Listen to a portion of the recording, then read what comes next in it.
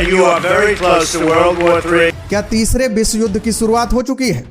क्या श्रीलंका के तट पर बिखरा हुआ वो मलबा और 100 से ज्यादा ईरानी नौसैनिकों की वो तड़पती हुई मौत असल में उस महाविनाश का पहला अध्याय है जिसे हम अब तक सिर्फ किताबों और फिल्मों में देखते आए थे?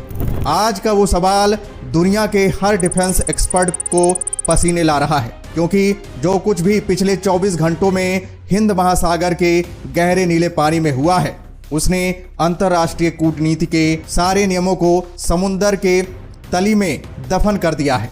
कल्पना कीजिए, एक तरफ दुनिया की नजरें इजराइल के तेल अवीव पर गिरते रॉकेटों, तेहरान में खामेनेई की रहस्यमयी मौत इज डेड और 160 मासूम बच्चों की बिखरी हुई लाशों पर टिकी हुई थी।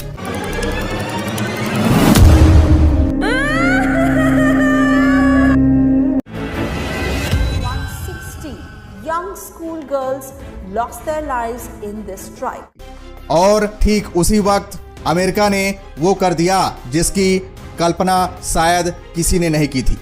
ईरान का सबसे आधुनिक और गौरवशाली जंगी जहाज IRIS देना, जिसका अभी कल ही भारत के विशाखापट्टनम में भव्य स्वागत हो रहा था, तिरंगा लहराया जा रहा था और दोस्ती की कस्में खाई जा रही थी, वो अचानक एक जोरदार धमाके के साथ समुद्र की गहराइयों में विलीन हो गया।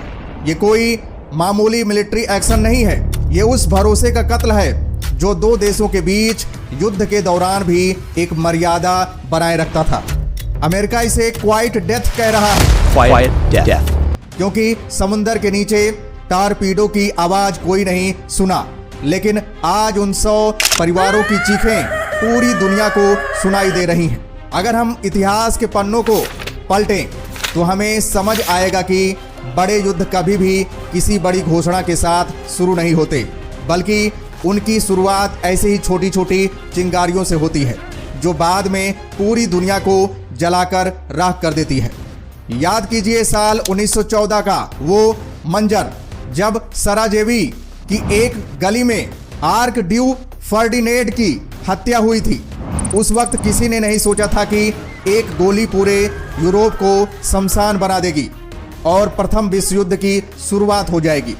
ठीक वैसे ही साल 1939 में जब हिटलर ने पोलैंड पर हमला किया तो दुनिया को लगा था कि यह सिर्फ एक मामूली झड़प है, लेकिन हकीकत में वो दूसरे विश्व युद्ध का वो खौफनाक आगाज था जिसने करोड़ों लोगों को मौत की नींद सुला दिया। और आज 2026 में IRIS देना का डूबना बिल्कुल वही सिचुएशन पैदा कर रहा है। यह हमला हमें 1982 के फॉकलैंड युद्ध की याद दिला रहा है, जब ब्रिटेन ने अर्जेंटीना के जहाज जनरल बेलग्रानो को डुबोया था। तब से लेकर आज तक किसी ने भी इस तरह सरेआम जंगी जहाज को डुबोने की जरूरत नहीं की थी, लेकिन अमेरिका ने आज वो रेड लाइन पार कर दी है।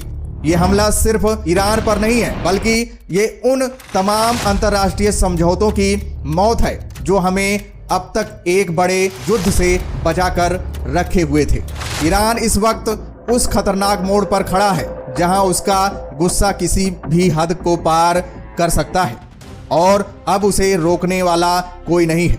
आपको क्या लगता है, क्या ईरान चुप बैठेगा? बिल्कुल नहीं। अगर ईरान बदला लेने के लिए स्ट्रेट ऑफ हार्मुज को बंद करने का फैसला ले लिया तो यकीन मानिए न सिर्फ भारत बल्कि पूरी दुनिया की रफ्तार थम जाएगी। ये वो सकरा रास्ता है जहां से दुनिया का 20% कच्चा तेल गुजरता है। अगर यहां एक भी मिसाइल चली तो पेट्रोल और डीजल के दाम रातों रात 300 से 500 रुपए प्रति लीटर पहुंच सकते हैं। आपकी गाड़ियों के पहिए थम जाएंगे, आपके घरों का बजट बिगड़ जाएगा और पूरी दुनिया भूखमरी की कगार पर आ खड़ी होगी। इतना ही नहीं, इस बार की लड़ाई सिर्फ ईरान और अमेरिका के बीच नहीं है। सऊदी अरब, UAE और कतर जैसे देशों में जो हालिया धमाके हुए हैं, उन्होंने साफ कर दिया है कि पूरा मिडिल ईस्ट अब एक बारूद का ढेर बन चुका है। अगर रूस और चीन ने इस स्थिति का फायदा उठाने की कोशिश की और ईरान को अपना सीधा समर्थन दे दिया तो इसे परमाणु युद्ध में बदलने से कोई नहीं रोक पाएगा। इतिहास गवाह है कि जब भी तेल की सप्लाई लाइनों पर हमला हुआ है, दुनिया ने महामंदी और महाविनाश देखा है। चाहे 1973 में कीमतों का 400% बढ़ना हो या 1979 की वो महामंदी जिसने करोड़ों को बेरोजगार किया। अगर आज ईरान ने यही रास्ता अपनाया तो हालात 1990 से भी बदतर हो जाएंगे। आज सवाल ये नहीं है कि ईरान बदला लेगा या नहीं, सवाल ये है कि ईरान का बदला कितना भयानक होने वाला है।